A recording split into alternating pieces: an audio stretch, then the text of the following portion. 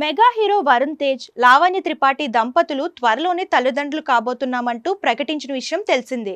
దాంతో మెగా ఇంటికి వారసుడు వస్తాడా, వారసురాలు వస్తుందా అని అభిమానులంతా ఆసక్తిగా ఎదురుచూస్తున్నారు.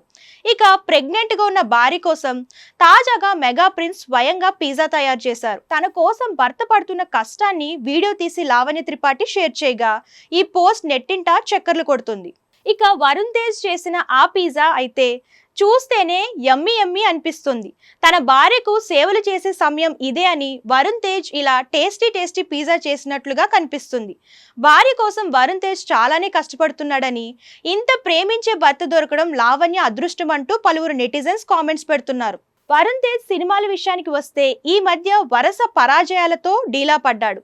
అయితే మెగా ఫ్యామిలీలో కొత్త కథల్ని, ప్రయోగాల్ని చేసే హీరోగా వరుణ్ తేజ్ కు మంచి పేరు ఉంది.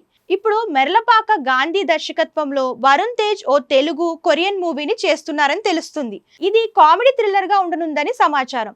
అటు లావణ్య త్రిపాఠి పెళ్లి తర్వాత ఆచితూచి ప్రాజెక్టులు ఎంచుకుంటున్నారన్న విషయం తెలిసిందే.